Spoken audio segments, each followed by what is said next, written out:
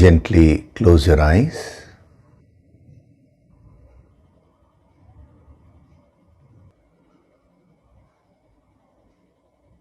Do deep breathing.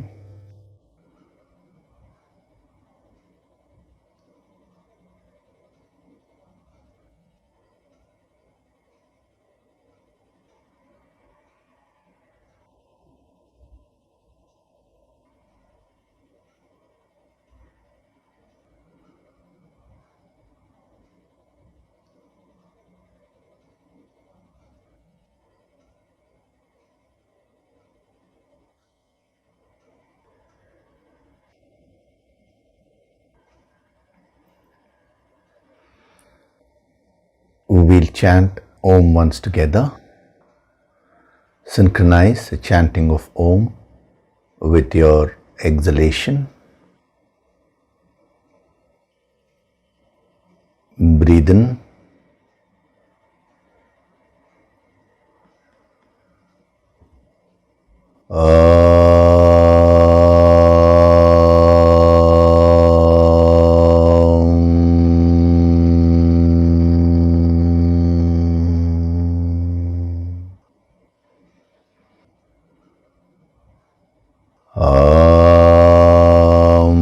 Sahana vavatu, sahanau bhunattu, sahaviryam karavavahai, tejasvinavaditamastu ma vitvishavahay.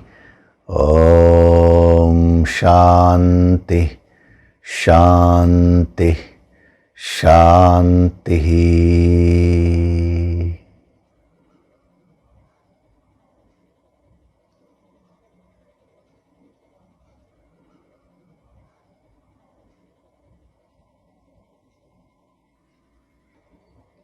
Gently open your eyes.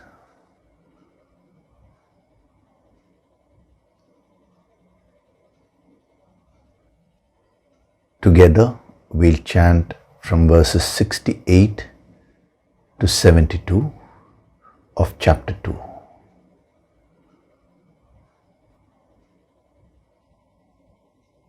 Tasmadhyasya mahabaho, Tasmadhyasya mahabaho, nigrihitani sarvashah, nigrihitani sarvashah, indriyanindriyarthebhyah, indriyanindriyarthebhyah, tasya prajna pratisthita, tasya prajna pratisthita, ya nisha sarvabhutanam, ya nisha sarvabhutanam, tasyam jagarti sanyami, tasyam jagarti sanyami, yasyam jagrati bhutani, yasyam jagrati bhutani, sa nisha pashyato muneः, sa nisha pashyato muneः, आपूर्यमाणमचल प्रतिष्ठम्, आपूर्यमाणमचलप्रतिष्ठम्, समुद्रमापः प्रविशन्ति यद्वत्, समुद्रमापः प्रविशन्ति यद्वत्, तद्वत् कामायं प्रविशन्ति सर्वे, तद्वत् कामायं प्रविशन्ति सर्वे, स शान्तिमाप्नोति न कामकामी, स शान्तिमाप्नोति न कामकामी, विहाय कामान् यः सर्वान्, विहाय कामान्यः सर्वान्, पुमांश्चरति निःस्पृहः, पुमांश्चरति निःस्पृहः, निर्ममो निरहङ्कारः, निर्ममो निरहङ्कारः, स शान्तिमधिगच्छति, स शान्तिमधिगच्छति, Esha Brahmi Sthiti Partha Esha Brahmi Sthiti Partha Nainam Prapya Vimuhyati Nainam Prapya Vimuhyati Stitva Syamanta Kalepi Stitva Syamantakaalepi Brahma Nirvana Mrichati. Brahma Nirvana Mrichati.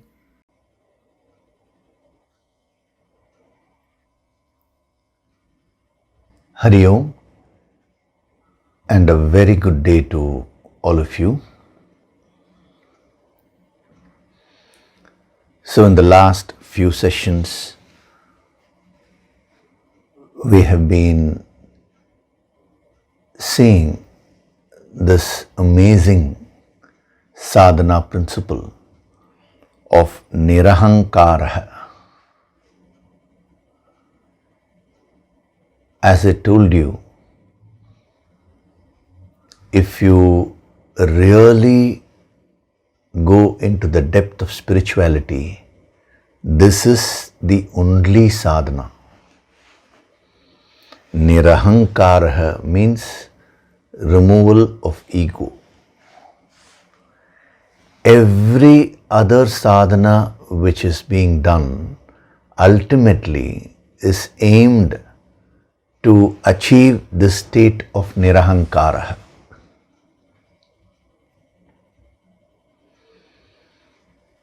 If you are asked to do karma yoga, it is to reduce your ego. If you are asked to do bhakti yoga, again it is to reduce your ego. If you are asked to gain this wisdom, jnana yoga, again it is to reduce your ego.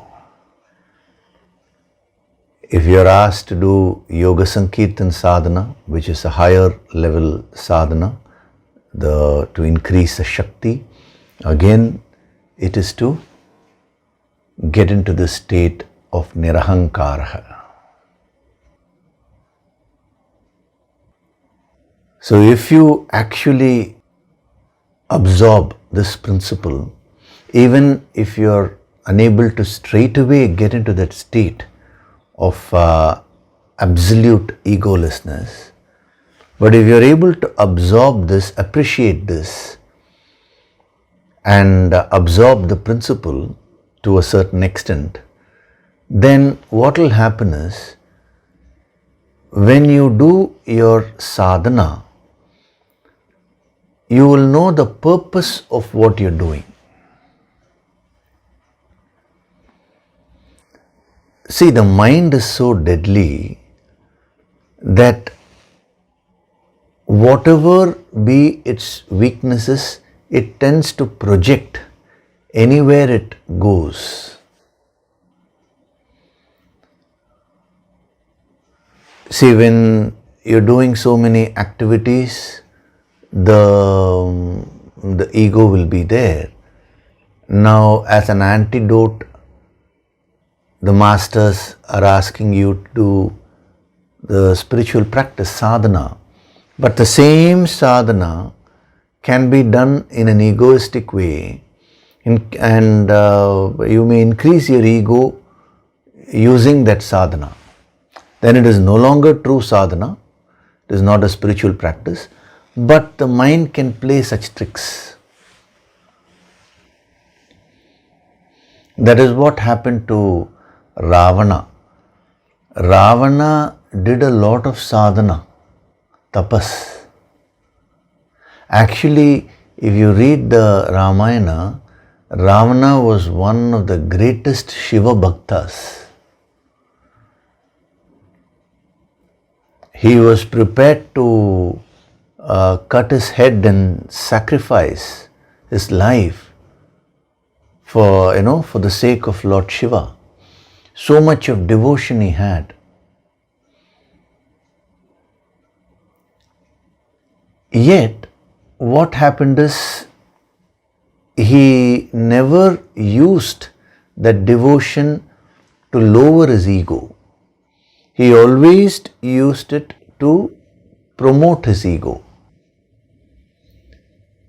So he became egoistic about the fact that he was a Shiva Bhakta. I am the number one Shiva Bhakta. So once that happens, then the sadhana which you're doing becomes like any other worldly activity. See, when you do some worldly activity, it will give you some worldly benefit.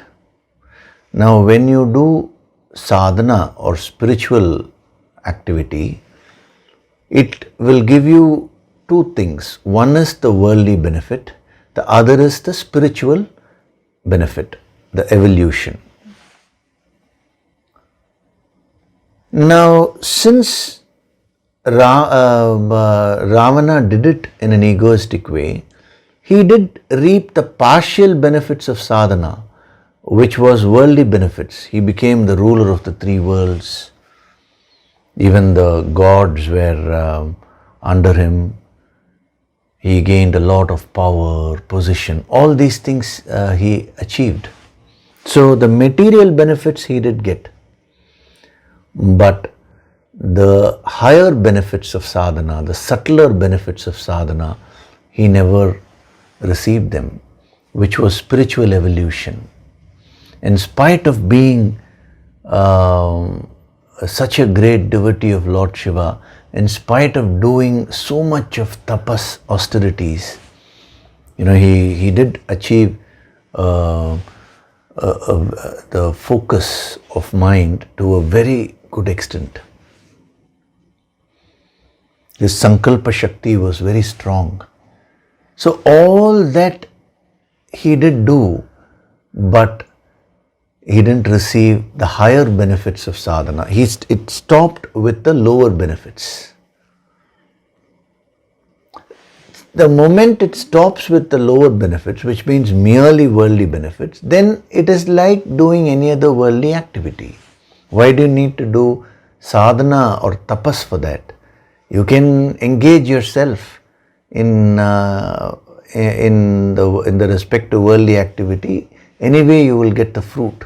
Probably when it comes to sadhana, you may be able to get it a little more easily. But the nature of the activity has not changed. So a guru comes into your life to not only teach the sadhana, that is one aspect. The other thing is he also keeps reminding you of the purpose of the sadhana which you are asked to do. Because the mind tends to forget. See, even all these things, you will listen to them, you will be so inspired, everything will be there. But then after a few days, again you will forget all these things. Especially when you are facing the various experiences of life, you will forget all these principles. It takes a long time for the mind to get soaked in these principles and completely get transformed. That is why we are having these sessions week after week. If only the mind has the capacity to retain everything which is being told, not merely at the memory level, but at the feeling level, then we don't need these sessions every Sunday. Just, you can be called for one session, the entire wisdom can be given, and that's it. Your sadhana will be over. But it doesn't happen like that. The mind tends to forget because of the various involvements.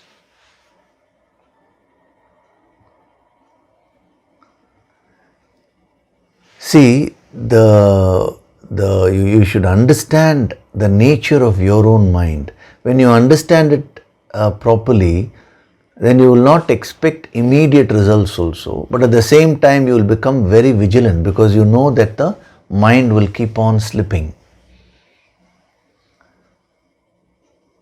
So a guru gives you the sadhana, the spiritual practice, and then he keeps on reminding you of the purpose of the sadhana. The ultimate purpose of sadhana is to get into this state of nirahankara. 100% egolessness is brahmakara, union with the infinite. If that reminder is not given, you will get an ego. Oh, I am doing yoga sankirtan sadhana. Now I am better than others. I am attending every Sunday. Now I am able to understand the yogic approach. I am exposed to this yogic approach. Whatever you are saying is factually, it may be true. But still, why should you develop an ego over it? But that's how the ego functions. Out of millions and millions of people, I am one of the select few who is exposed to this yogic approach. Now if that goes into your system, this thought, now that can boost your ego. All others are ignorant. They have no exposure. My karmas are so good. I have been exposed. That is why throughout the Bhagavad Gita, every now and then he keeps reminding the purpose of sadhana in different ways. Here he is using this phrase nirahankara. In many other places he may use other phrases, other words to denote the same thing, to explain the other dimensions of the state. So that in different ways, when your mind is reminded, chances are that you will progress in the path without falling. So nirahankara means no ego. As I told you, ahankara, that's what we were seeing. Aham means I. Karaha means doer. So when you do various things in life, when you manifest yourself, when you express yourself, when that is centered around that I, then that is ego, the conditioned I. But when it is centered around God or infinite, it becomes brahmakara. The more you appreciate this, the more you get inspired by this, you will be able to absorb it better. Why are they talking about a repetition of these various principles? Isn't it enough if we just say it once? No, because the mind cannot absorb it so easily. You will feel as if you have understood it, but then it will again slip. This is the Maya.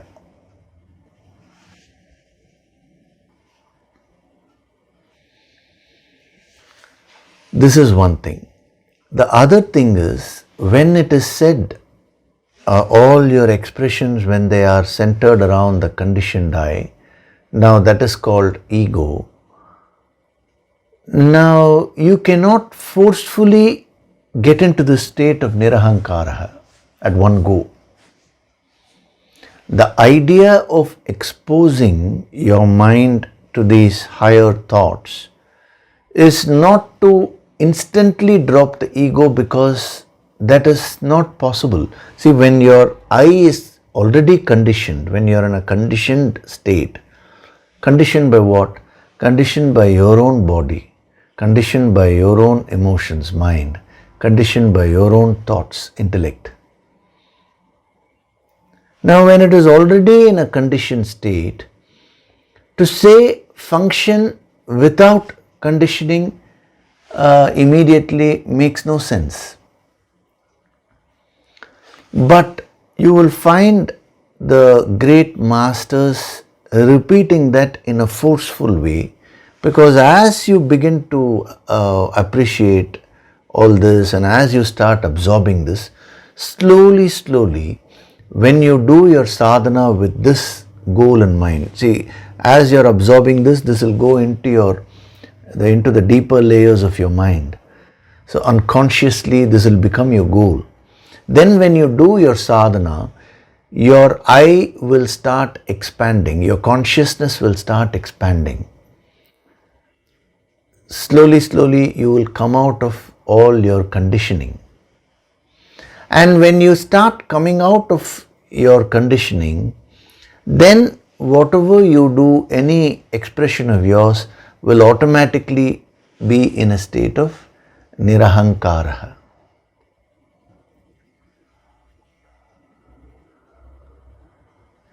So till that expansion of I happens, a person's actions and expressions will be conditioned by, will be centered around the conditioned I only.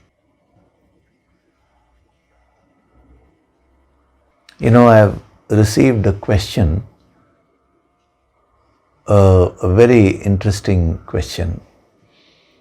What the sadhak has asked is that, sir, if I get into superiority complex, it is ego. If I get into inferiority complex, that is also ego.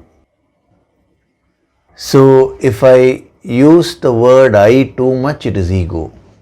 Now, if I give special attention and try to avoid the word I, that also you are saying is ego. Then what am I supposed to do? What actions should I do which will be free of ego? This is the question which he has asked. It's a very practical question.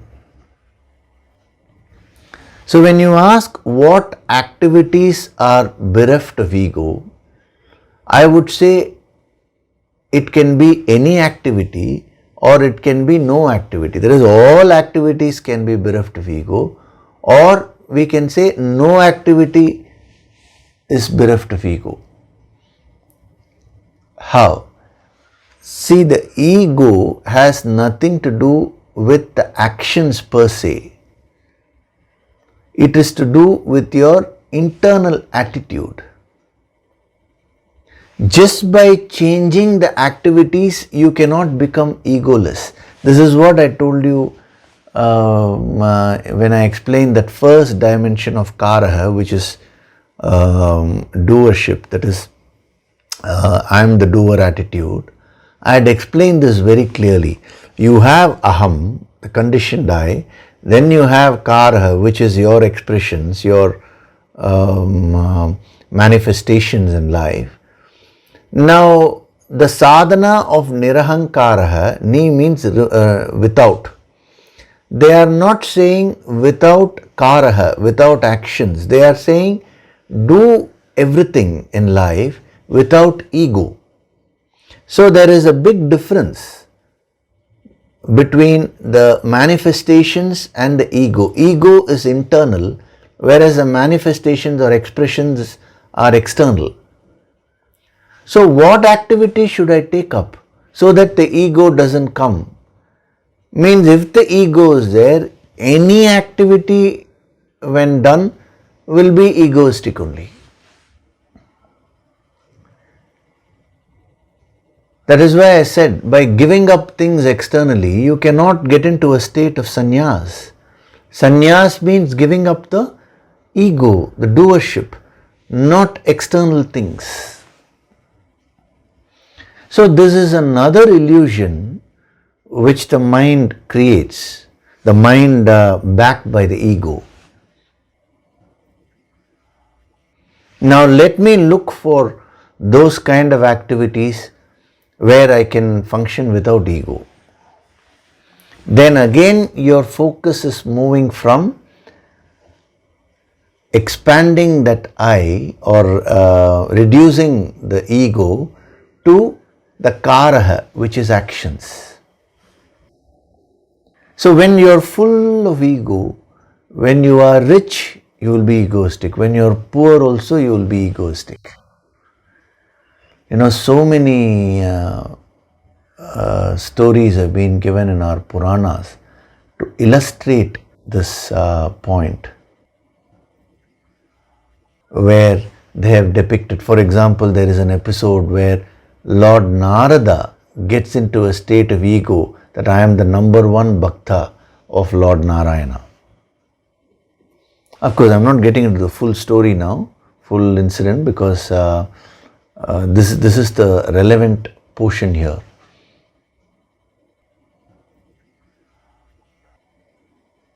Similarly, a person, may give up everything. Like I told you that story from Yoga Vasishta, no? It's a very inspiring story. The queen who was a realized person, now she guided the king, because the king thought that if I give up the kingdom and if I take up a hut, I'll be free of ego. This is what you're asking. What actions? Actions mean not restricted to actions, possessions, anything external. What should I take up externally? What should I do externally in order to be free of ego? That is the question. So the king thought, if I give up the kingdom, if I take up a hut, if I live in a hut, I'll be free of ego. If I give up all the kingly duties and if I take up simple activities, in the forest, what activity is going to have? Very, very simple. Then I'll be free of ego. This was his misconception. Actually, the entire spirituality has been misunderstood today, and people are thinking that merely external actions define spirituality, the external lifestyle and actions.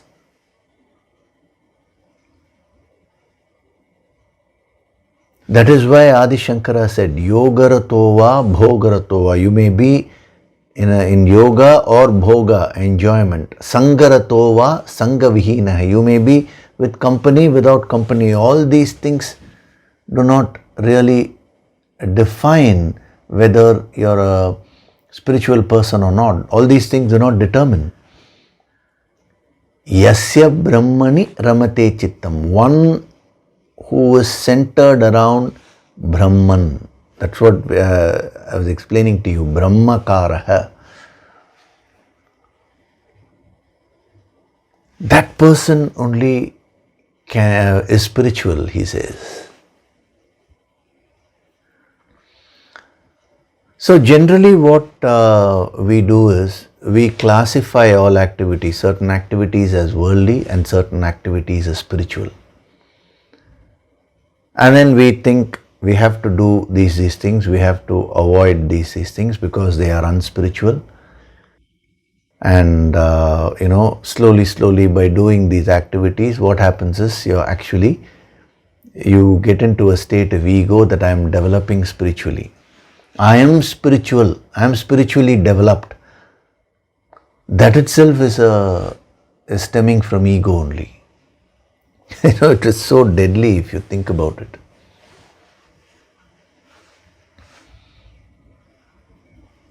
A really advanced sadhak will be very simple and normal. He will not go about advertising, I am now spiritually developed and all. He will not get that feeling at all. Why? Because he will be reveling in that state of Brahman. When he is reveling in the glory of the infinite, the glory of God, where is the question of even thinking about how much is he advanced spiritually and all that?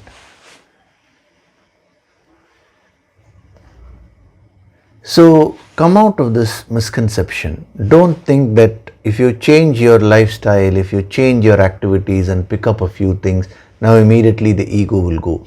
It all depends on how you use them. Just because you change your clothes now, you cannot become an egoless person. It is, if you think about it, it is very absurd, our concepts. Entire spirituality is talking about not any particular lifestyle. They are talking about the internal transformation. Yet, people have misunderstood it as something related to lifestyle. Actually, Many youngsters, they have asked me this. Can I just be modern and yet be spiritual? I tell them, what is modernity? You're calling, you mean the clothes which you're wearing and some fashion and something which, few gadgets you're having in hand. That is what you're calling it, you're calling all these as modern. Tell me, 50 years later, whatever you're calling as modern today will become outdated.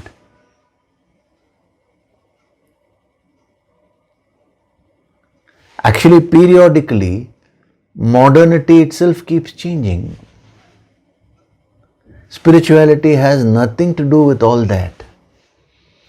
At any period of time, you can get transformed and you can become a Sthita Prajna. It's not that you have to now go back to the same lifestyle which they were living thousands of years back. That suited them at that particular period of time. Now, if we say you have to live the same lifestyle, then only you can become spiritual. That is totally impractical. So whatever you call as modern, fashion, all these things are external. Now what we are discussing here, what we are studying here is something internal. In your previous births, you have lived at different periods of times. You have lived during Mahabharata times also. You have lived after that also, in different bodies. Now today you are living during these times. If you don't realize in this birth, again you will take up births in the future.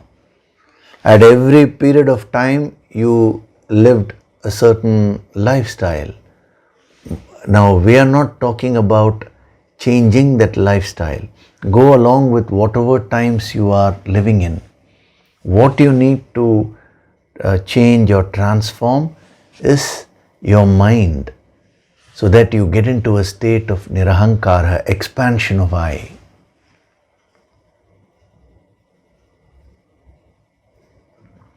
So this itself is a major block, this misconception about spirituality.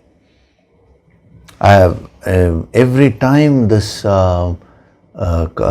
context comes, I'll be repeating this point in different ways, because it is so important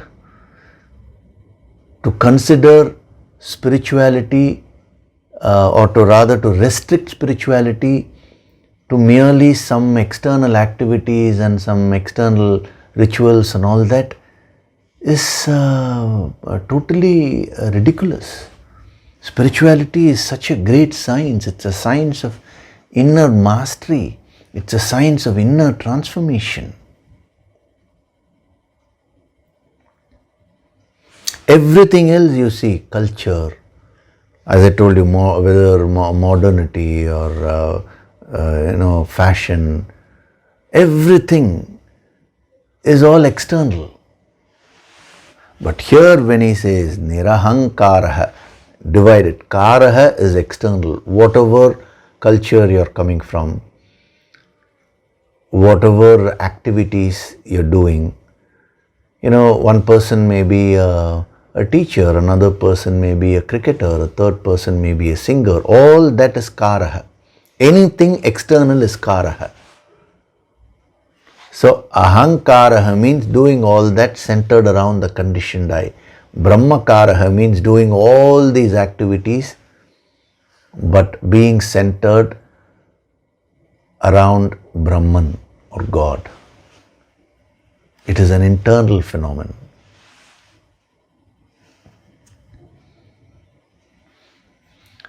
So thanks to that sadhak who has asked this question, because when you ask these kinds of questions, then the context is created where important points related to sadhana can be given. So Last week I gave you two more dimensions of this word karaha, and we saw the significance. One was karaha also means being a lord or master. So when it is centered around the ego, then slowly the ego will start ruling you. See, when the ego starts ruling your personality, how do you know whether the ego is ruling you or not? I'll give you a simple symptom with which you can find out. See, when first of all, when he says that karaha, that is, ego is a master, then what does it mean? You are a slave. Your mind becomes a slave to the master, which is ego. Now, when that happens, what is the symptom? How do you find out whether you're a slave to the ego or not? Generally, whenever you associate with someone, you tend to imitate whatever that person does. Supposing you associate yourself with a celebrity, let us say an actor. Associate means mentally. Then whatever hairstyle that person has, you try to emulate that. Wherever you are associating your mind with, you tend to imitate that. A person goes from India to America, stays there for 20-25 years. Now the way he talks English, everything will start getting an American accent. It is a natural thing which happens. I am not saying it is right or wrong and all that. Whatever your mind associates with, it tends to imitate. This is the very nature of the mind.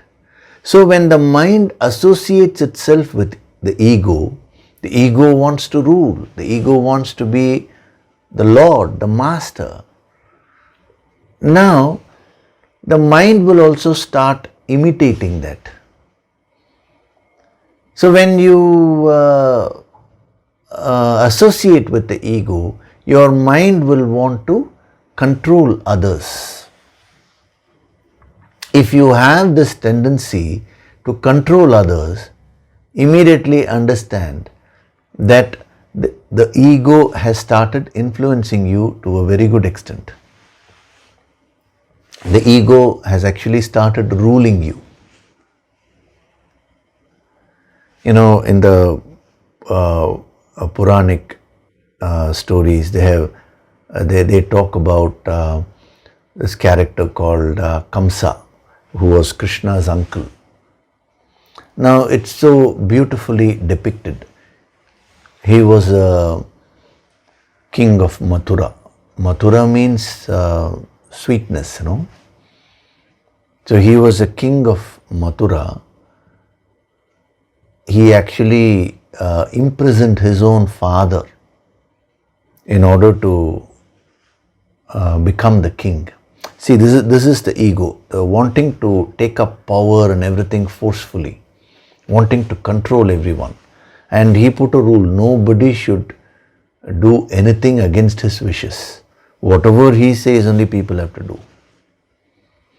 So slowly, Mathura, which means sweetness, which was, that whole place was so lovely, wonderful, that became a place of stress and tension. Why? Because Kamsa was ruling. Kamsa is a personification of ego. So then the incident is that Lord Krishna came and killed Kamsa. He restored the sweetness to Mathura. It's a very, very symbolic incident, because that depicts your inner spiritual journey. Today, Kamsa is ruling this Mathura. Mathura means this personality, your own body. Now, it is supposed to be very sweet, but there is so much of stress and strain. Why? Because Kamsa is ruling, the ego is ruling. Now, Krishna is the infinite, the higher grace, the higher Shakti. So when you invoke the higher Shakti within you, the Guru only helps you to do that. So when you invoke the higher Shakti within you, now that will kill the Kamsa within you. The sweetness will again be restored.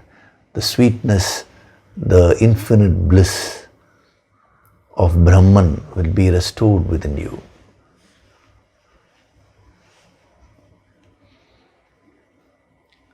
So the symptom of being egoistic is you will want to control others' behavior. It could either be like you want to, control someone openly, or even indirectly also you may want to control others. That is not allowing others to be themselves. Rather, you want them to be according to what you are. See, again, don't mistake this principle.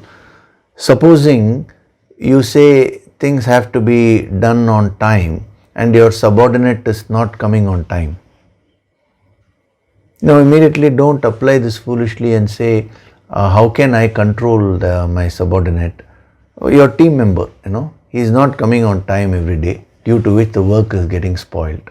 Now there, the emphasis is not on you should be on time because I am saying it. That is not the emphasis. We have to be on time because that is the right principle. So that is not being egoistic. See, again, every principle can be misunderstood.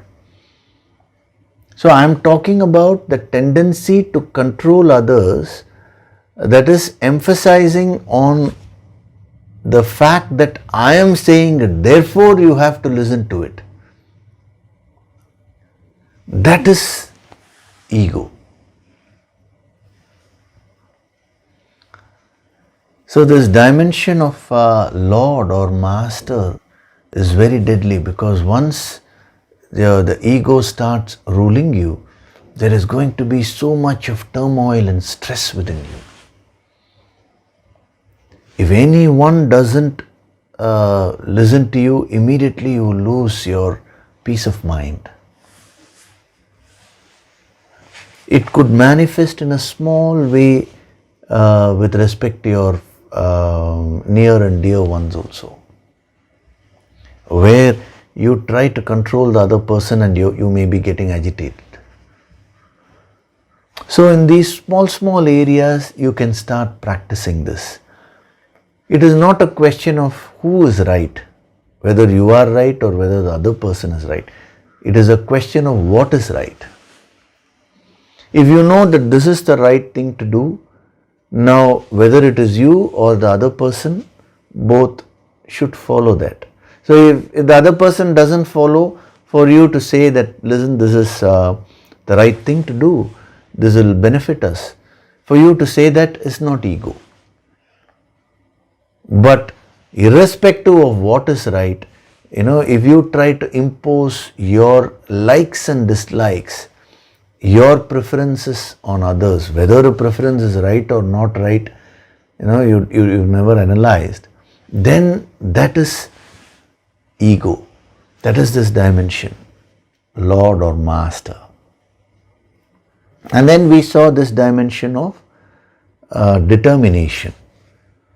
So when the ego is prominent, you will become very, very stubborn. Stubbornness is a negative quality. Stubbornness means refusing to change something which is negative.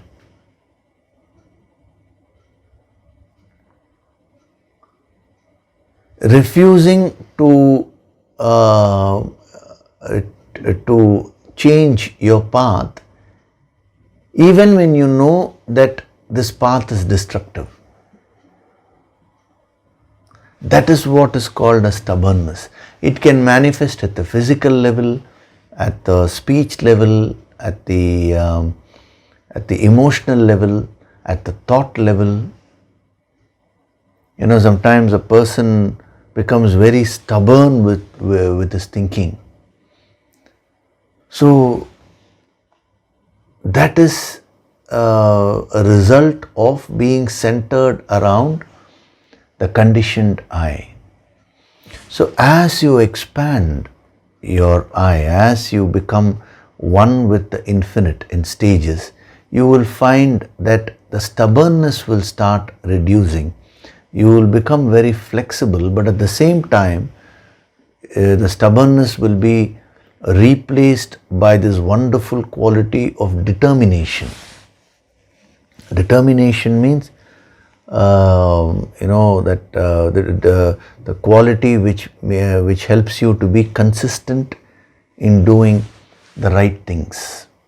So any yogi will have a lot of determination, but a yogi will never be stubborn.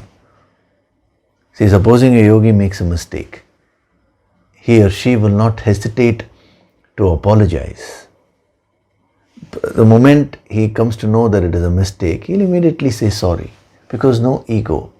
But that doesn't mean flexibility, doesn't mean now he will have no principles at all. He'll be very determined and rooted in principles. When it comes to principles, he will not be flexible. That is called determination.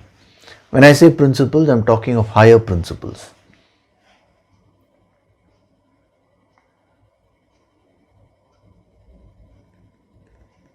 So, a simple principle of doing good to others. Now, at any cost, he will do good to others only. He will not take a break from the higher principles of life.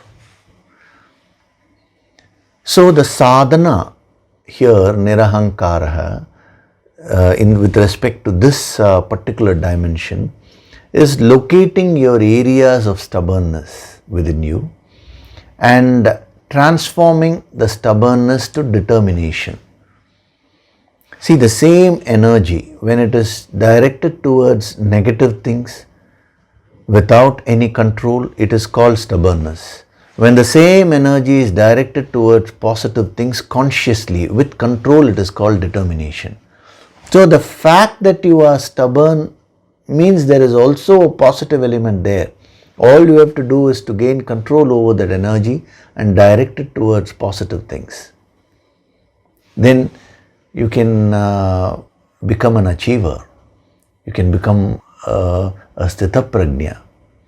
You see, great masters, externally, it looks as if they are very stubborn. Especially if you read the life history of all the great masters, when they were young, you will find that they used to be very stubborn. And then the same quality of stubbornness, they would have directed that energy towards the higher and gained control over that. That is how they would have become masters. See, what helps you to do your sadhana consistently? When we take Yoga Sankirtana, I'm telling you, do the sadhana every day. Now, what gives you that power to do it every day? It is the determination. It is that energy of consistency. The same energy which makes a chain smoker smoke every day, which makes an alcoholic drink alcohol every day, that is stubbornness. The same energy can be directed upwards and it can be converted into determination, and then that energy will help you to do your sadhana consistently. So when it comes to this dimension, this is what your sadhana is. locate your areas of stubbornness and start converting them, start giving that energy a positive direction.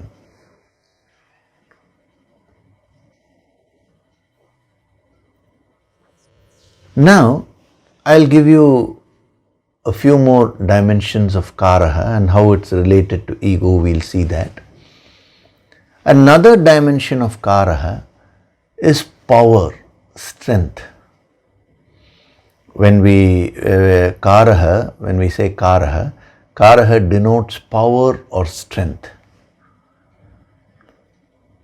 Now, when you are centered around the ego, the conditioned I, what happens is it creates an illusion. It creates an illusion of becoming very powerful. You will automatically look for external power, external strength.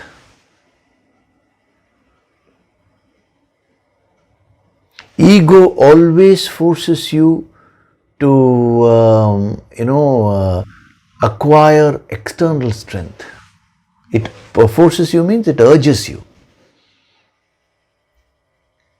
Whereas when you are centered around Brahman or the infinite, there also you focus on gaining power, but it is not the external power. You focus on gaining the inner power, the inner strength. So karaha means power or strength. Whether you are going after external power or whether you are going after the internal power, that is determined by what is backing that karaha. Is it the conditioned I or is it Brahman? Is it are you functioning in a state of Ahankaraha or Brahmakaraha? That is the question.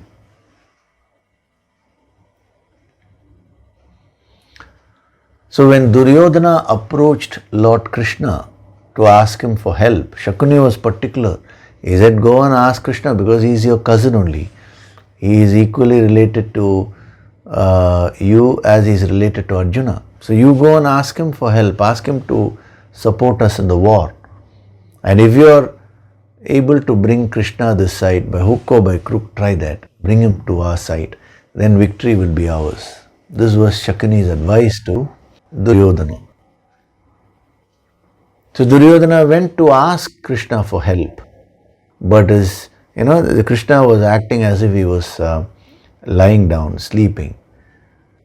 And the two chairs were put, one chair above his head and the other chair below his feet.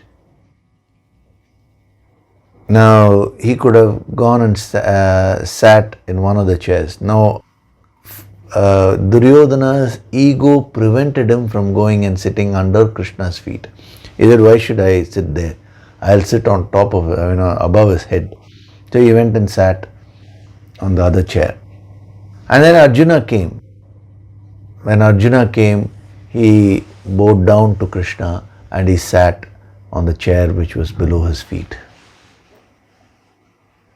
Humility was there. So when Krishna woke up, he saw Arjuna first.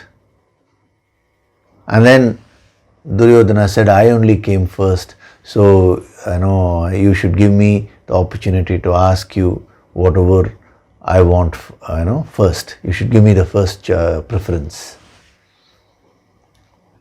But Krishna is never going to support unrighteousness.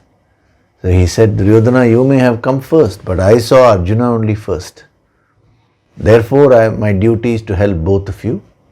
But since I saw Arjuna first, I will give the choice to him. Not only that, he is younger to you, so let him choose. So he gave the choice. One hand, the entire my army, one battalion, one Akshauni of my army, most powerful army in the world. On the other hand, it is me, and I have decided not to wield any weapon in this war. Just me, plain me, without any weapon or anything. I'm not going to fight, but I'll just simply be there. And he gave the choice to Arjuna, you choose. Duryodhana actually internally he was afraid that Arjuna will choose the army, because he saw the army as a symbol of power. And he thought, Krishna, no weapon, he's just simply going to be there. Now what use will that be to me? So he was able to see or recognize the worldly power, but he was not able to recognize the higher power. So internally he was praying, my God, Arjuna should choose Krishna, not the army. Whereas Arjuna's mindset was different. He recognized the greatness of Krishna because of his love for Krishna, He was such a close friend. So the moment Krishna gave Arjuna the choice, Arjuna folded his palms and he said, do you need to give me this choice, Krishna? How can I choose the army? It is choicelessly I will choose you only. There is no question, in my mind. There is no confusion in my mind. Whether I win this war or not, all that is immaterial, Krishna. I just want you by my side, that's all. I am prepared to lose the whole world. Even if I lose this war, it is okay. But I want you to be with me. With tears in his eyes, he said this, So Duryodhana was actually very happy inside when Arjuna chose Krishna. But he didn't show that happiness externally. He just acted, oh Krishna, what to do? He has chosen you. Okay, I will take the army and go. He thought he had got a better deal. But, Krishna is a master. He knows how to play about with things so that the higher goal of establishing righteousness can be achieved. So actually after Duryodhana goes away, Krishna teases Arjuna. If you read the Mahabharata, he tells Arjuna, what is wrong with you? Why didn't you choose the army, one Nakshoni, one battalion with which you could have won the war? Instead you have chosen me, who is useless, just simply going to stand there without any weapon. Arjuna doesn't get fooled. He says, Krishna, don't test me, I will not fall for all this. Wherever Krishna is, victory, whichever side Krishna is, that side is going to get victory. Because he is the very symbol of infinite. He was a very symbol of righteousness. That is a subtle power, subtle strength, the higher power or higher strength. So an extroverted mind, which is under which is a slave to the ego, will only value external power. That episode, that incident actually gives us so many principles. Now I am taking that principle which is relevant here from there. Whereas an introverted mind, which is not under the influence of the ego. See, Arjuna was not a Sthita Prajna, but at least he was not 100% slave to the ego. He had moved up spiritually because of his purity and all that a little bit. Therefore, he was able to see the greatness of Krishna, the internal power. You go to any Purana, this will be depicted. Prahalada story. His father Hiranyakashipu, he was for the external power and he ordered everyone to worship him. He did a lot of tapas and got a lot of energy, of power. Whereas for Prahalada, all these things didn't mean anything. His own son, young boy, he refused to worship his father as God. He said it is only Sri Hari, the infinite is God. So his father asked him, what does your Sri Hari have? I have everything. I have wealth, I have this, I have that. He went on stating, so much I have. So Prahalada asked him one simple question. You have so much, right? But do you have the wealth of happiness within you? Do you have the wealth of peace? That wealth you don't have. Because if you have that wealth, then you will not get agitated when a person doesn't worship you as God. I have that wealth. Why? Because my mind is always attuned to that infinite, said the great Prahalada. So whether your focus in life is on external power or inner power depends upon where is your center, ego or the higher. This time we are having the Yoga Sankirtan intensive empowerment. The focus is on building the inner power. That is why there is an intensive program. For 6 days we are going to have 2 rounds of the Yoga Sankirtan Sadhana, the Nirvana Shatkam, Shri Haridhyana and Mahashiva Dhyana. First round itself will be very powerful. The second round, a further powerful reinforcement will be given. We cannot quantify the benefits. The idea is to awaken the inner power from within you by getting attuned to the infinite. The different dimensions of the infinite will be given to you in that empowerment. And when you practice those dimensions, when you absorb those dimensions in life, your inner power will start growing. You will, incidentally, when your inner power is there, when you're rooted in that infinite, external power comes automatically. When you go behind the external power, you may get the external power temporarily, but you will lose your peace of mind, which is the ultimate wealth, Shantihi, as Prahalada said, Even this verse he says, Shantim adhigacchati.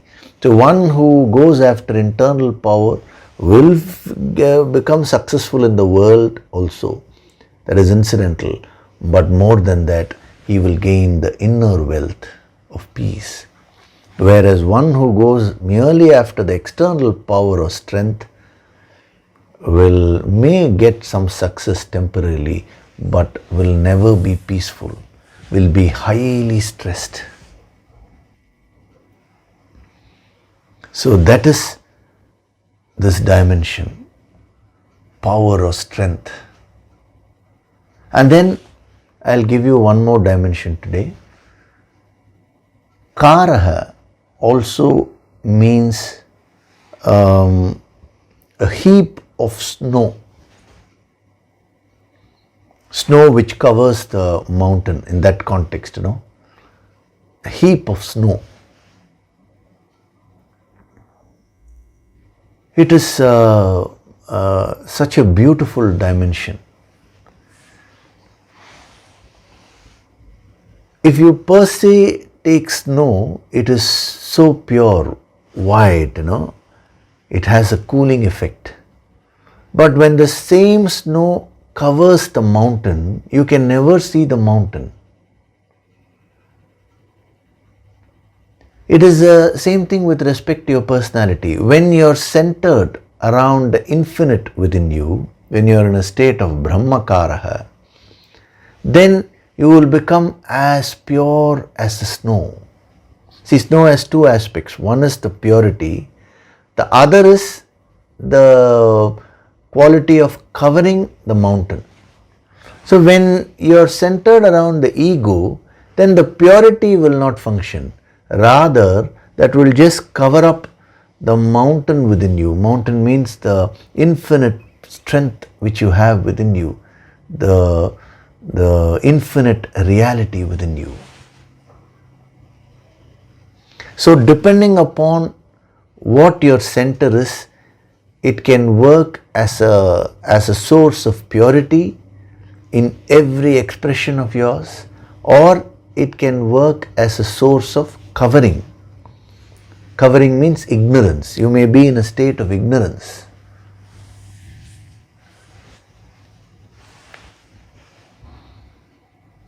So all these things is not that they are either 0 or 100. To the extent you are established in the ego, to that extent you will not be connected with the infinite. Reverse also, to the extent you are connected with the infinite, to that extent your ego would have reduced. So whenever you perform various activities, when you speak, when you act, when you feel emotions, when you think various thoughts, whenever they are pure, understand that they are coming from the higher.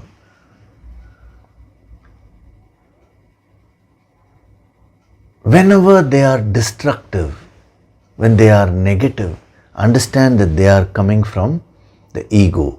That is the covering. The ego covers all the goodness within you. Ego covers all the noble principles within you. So you can apply it at every level of your personality. When you have a pure thought, a higher thought, it could be even a thought, I want to be of some help to others, I want to do my duties perfectly. That is coming from the higher. When you have a thought of, gossiping about others, putting down others, or harming others, then that is coming from ego. That is a covering of ignorance, which is not allowing your higher powers to manifest. That is why I am giving you this dimension of the heap of snow after explaining the power of strength. Because when you're centered around the ego, then it covers the inner power completely.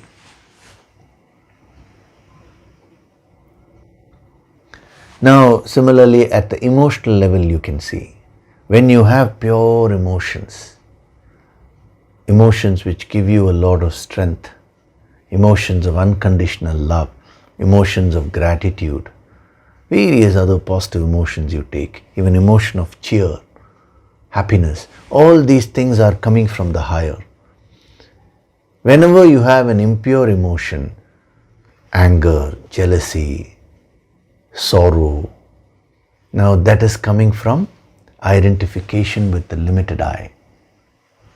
That covers the divinity within you. Whereas when the energy comes from the higher, it exposes the pure divinity from within you in each and everything which you do. Similarly, take your speech. When your speech is for the good of others, it inspires the other person. It is very pleasant and pleasant to hear, and also aimed to at doing good to others. Then it is coming from the higher.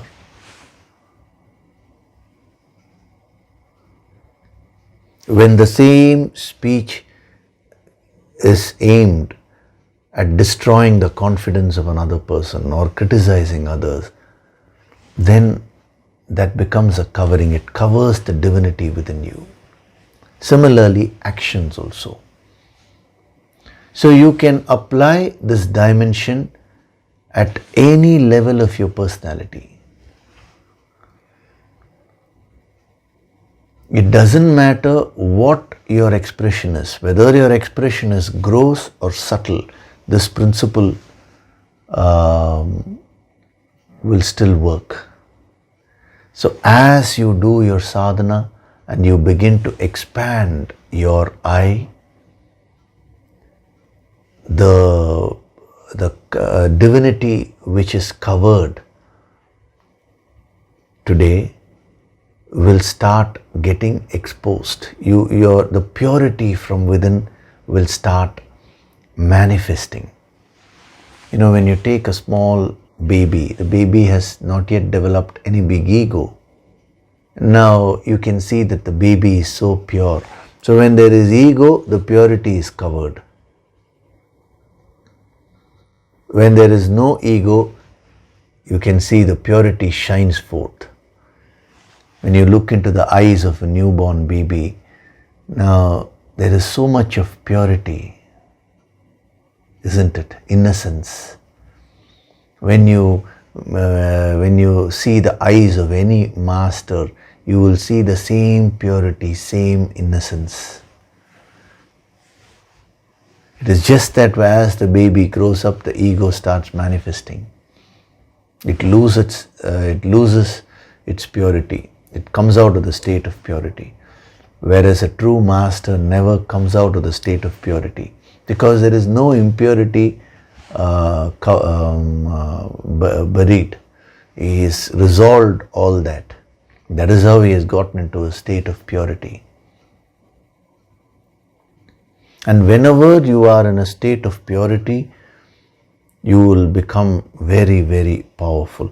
I'll be covering this in great detail in the Yoga Sankirtan Intensive Empowerment. Special initiations and empowerments are going to be given to you during the intensive program.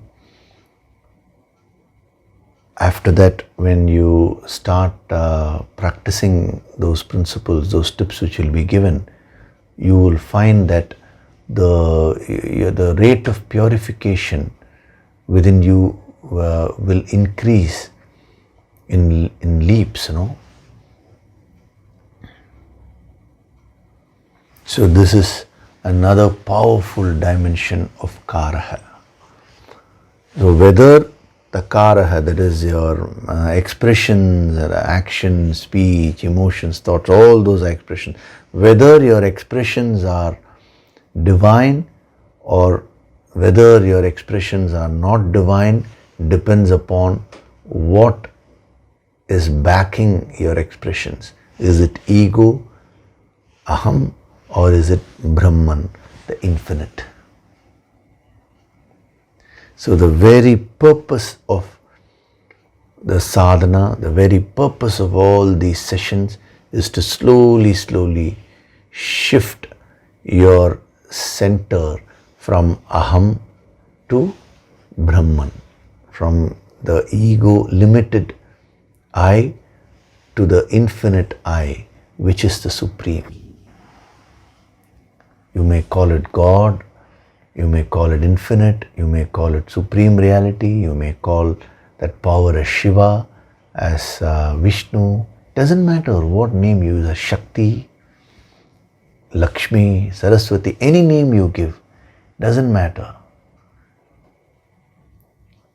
It only represents the infinite. Okay, so we'll stop with that. I'll take up a couple of questions before we do the meditation. So first question is regarding the Yoga Sankirtan empowerment. I'm right now giving more importance to questions related to Yoga Sankirtan and the empowerment because it's coming another few weeks.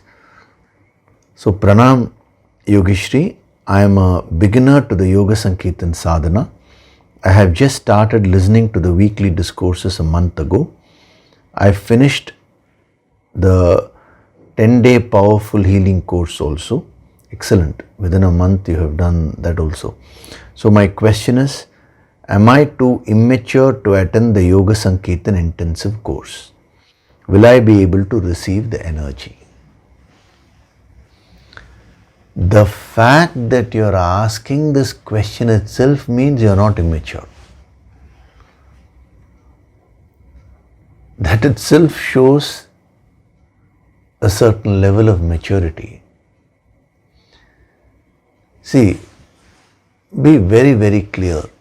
You're saying, I started attending these discourses, weekly discourses a month ago. I am a beginner to Yoga Sankirtan Sadhana and all this. You're referring to this birth.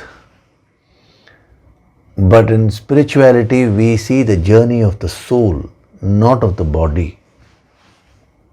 See, you are thinking you started just 1 month back. No, you started many, many births back. And you were not able to complete your sadhana. So in this birth, you start from wherever you left. When you meet a guru, when you meet your master, don't think it is a coincidence. It is a result of your past efforts. Whatever you failed to practice in the previous births, now again you are given an opportunity to practice them. It's like a game, If you don't fulfill your purpose here, again in the future, after many births you may get another opportunity. Especially when it comes to the higher sadhanas like Yoga Sankirtan and then these weekly sessions on using the yogic approach, they don't come just like that. How many people are there? Even in your own place, how many people are there? Out of all of them, only a very few will be able to watch this Yoga Sankirtan consistently. This yogic approach, these sessions based on yogic approach. Have you ever thought about it? Why is that? It is coming from the past. So you're asking whether I'll be able to receive the energy. If you are unable to receive the energy, that is, if you are incapable of receiving the higher energy, then you will not get that opportunity to register at all. Please understand this. Everyone who gets an opportunity to register, whether you register or not, that is a choice which you have to make. Nobody can force that. But the fact that you're getting an opportunity to attend itself means you're capable of receiving. In life, you get what you deserve, especially in spirituality. So please don't have those doubts. Don't think you're a beginner. In spirituality, there is no senior, junior and all. That is another foolish concept which people have. When Adi Shankara went and met his guru, there were so many students who were there who were under the guru for many years. But when he met Shankara, he was fully ready for the highest empowerment. He straightaway gave him the highest empowerment. Other disciples became jealous, because of that. They even questioned their guru. Guru said, no, you are seeing it in a very limited way. But he has already come to that last point, so he has to get that. So the others were not given that opportunity. Why? Because they were not ready for that. So this principle works at any level. At every level, whatever opportunities you get spiritually, in terms of sadhana, you are ready for that. You will be able to get that energy. So it is not for me to tell you whether you should attend the course or not. No master will ever interfere with the student's karmas. That is up to you. But one thing is for sure, the opportunity has been provided to you. It means you are ready. If you choose, you will benefit. It is up to you. As in the Bhagavad Gita, Krishna says in the end, Yatha ichchasi tata kuru. Do whatever you please. Whenever you have a choice, You can choose this or that. You give any number of reasons, oh, work pressure is there, that is there. It's fine. It is your choice. It is still a choice. I want you to understand this.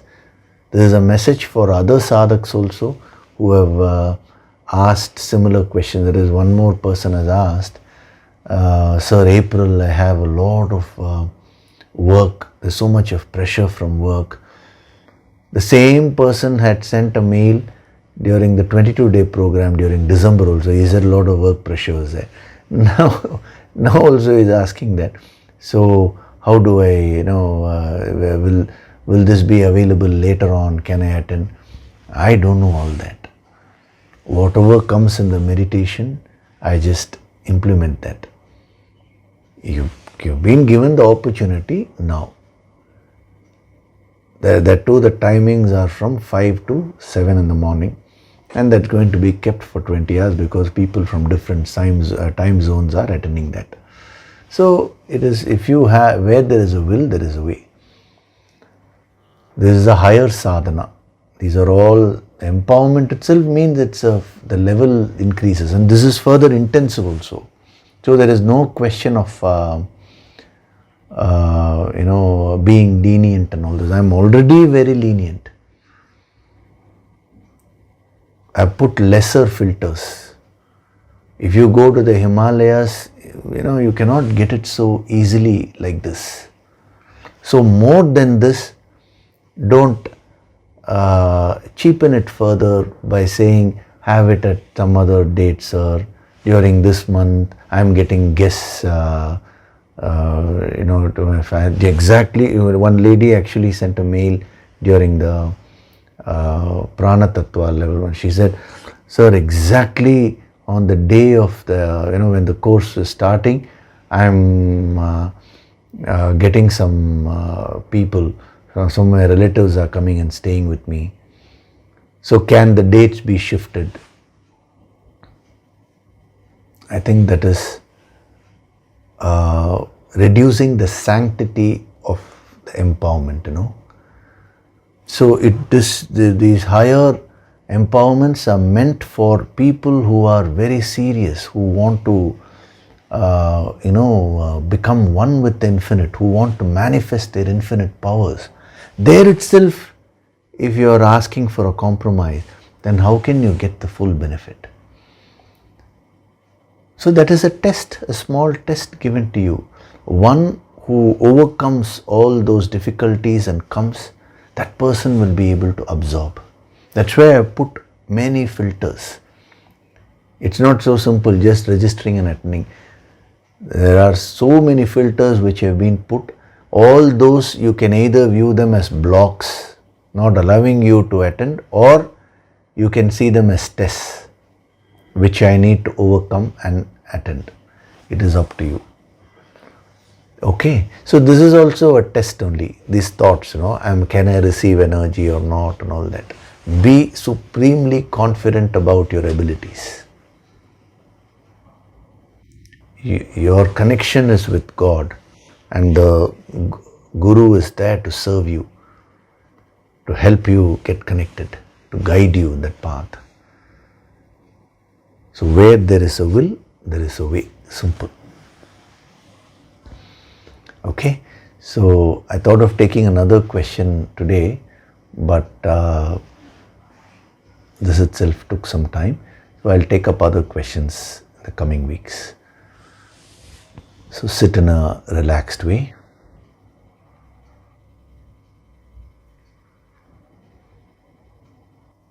Gently close your eyes.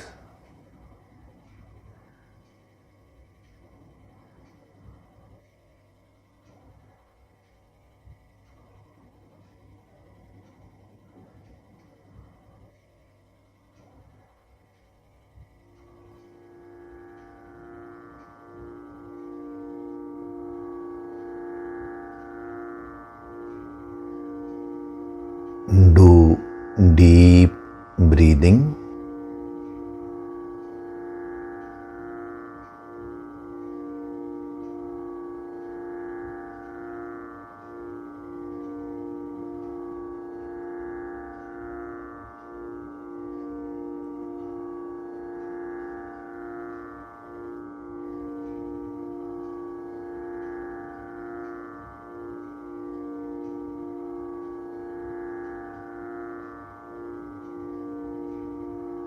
With every breath, I am becoming more and more divine.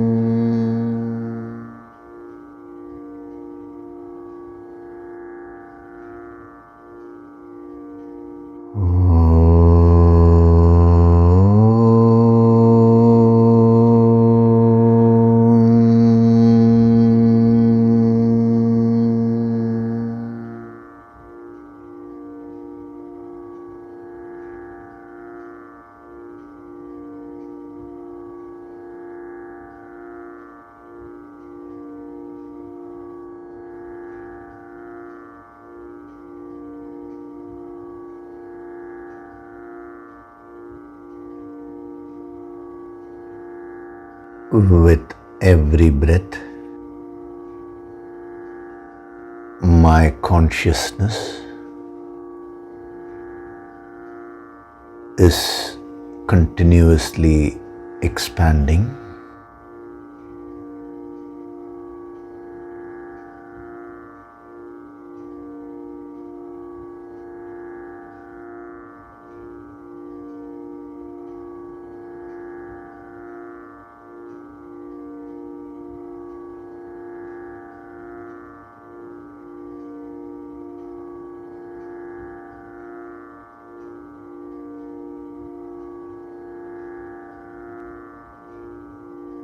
I am not this body.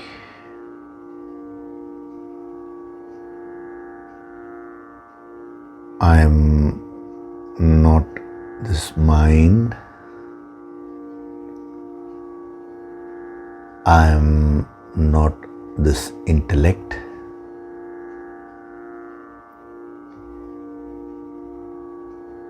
I am one with that Supreme, Infinite Brahman.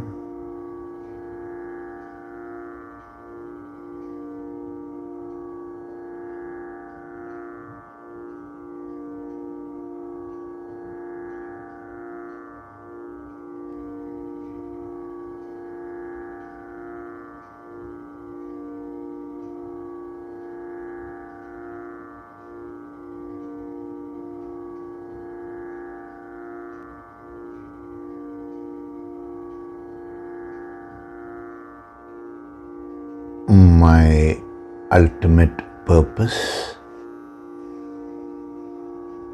is to get established in the state of Nirahankara,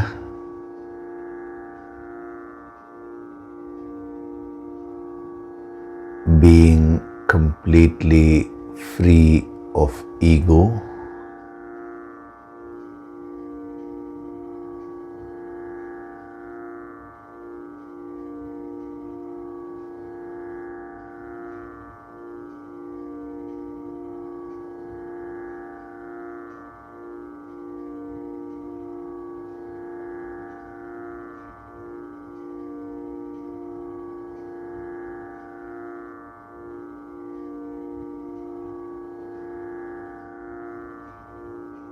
And merging with that infinite reality.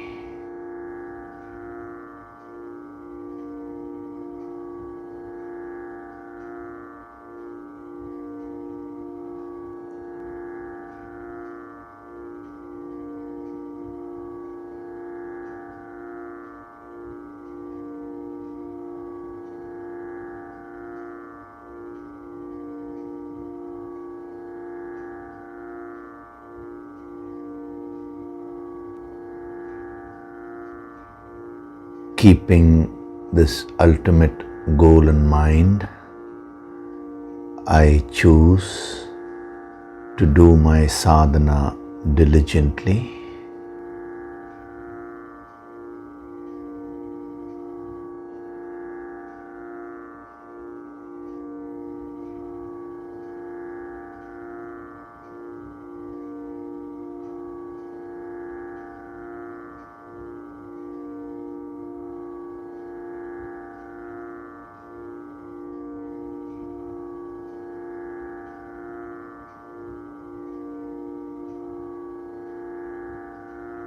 I am Swayam Prakashit, self-illuminating.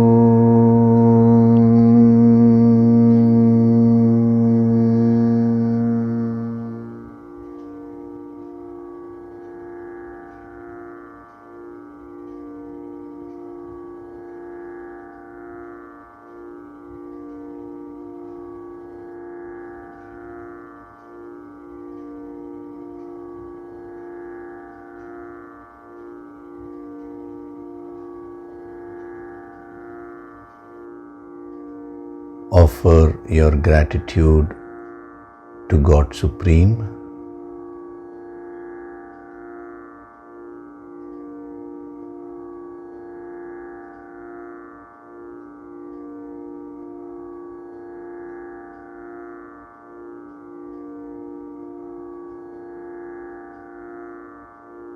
Offer your gratitude to your Guru and all the holy masters.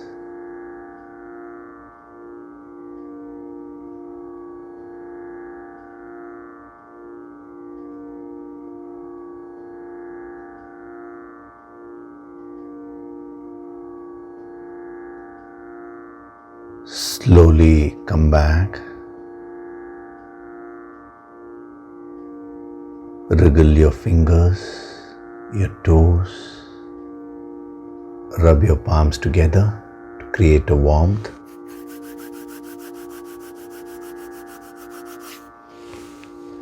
Cup your eyes with your palms.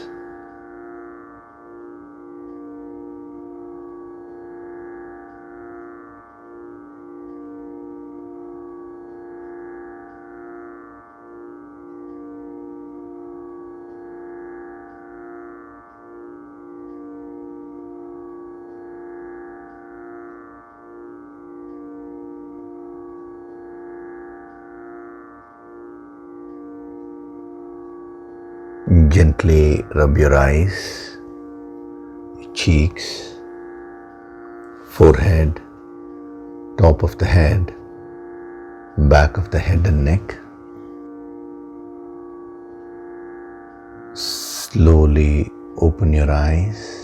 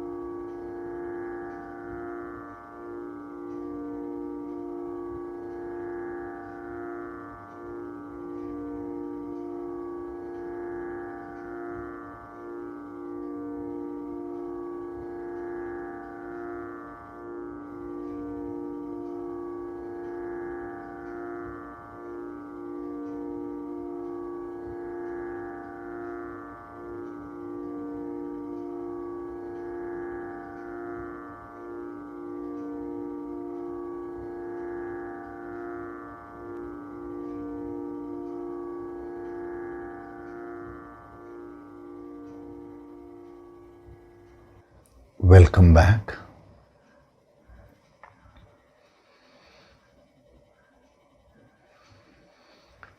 Such a powerful session we had today.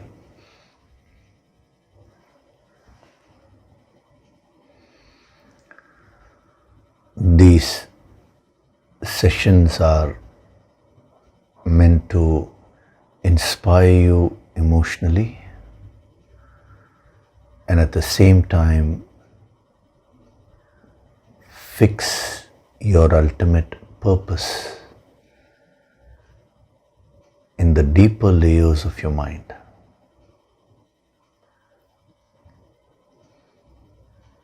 Then when the opportunity to do your daily sadhana is given to you, especially the higher sadhana of Yoga Sankirtan, when the opportunity of the empowerment programs are given to you, you will be able to use them to your advantage.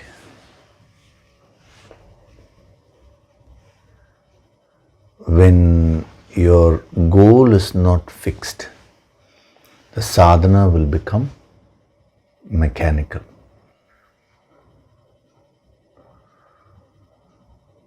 So that is why I mentioned while answering that question that it is all a test, Every sadhak is always tested in many ways. Whenever you want to do any higher sadhana, it may look as if a lot of obstacles are coming. But don't consider them as obstacles. Take them as tests.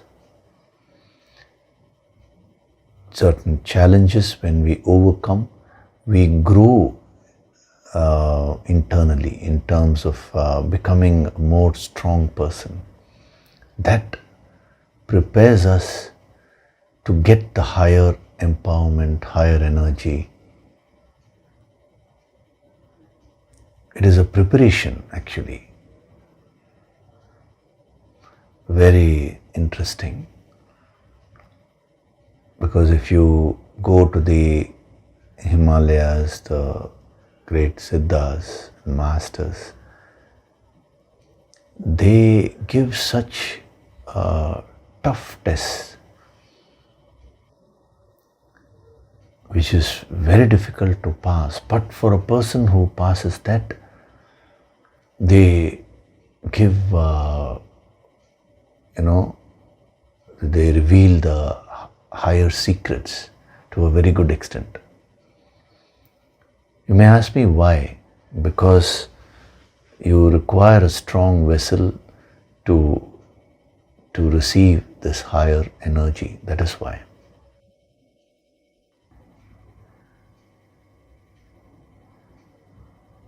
So do the preparatory meditation which has been given to the sadhaks who have registered.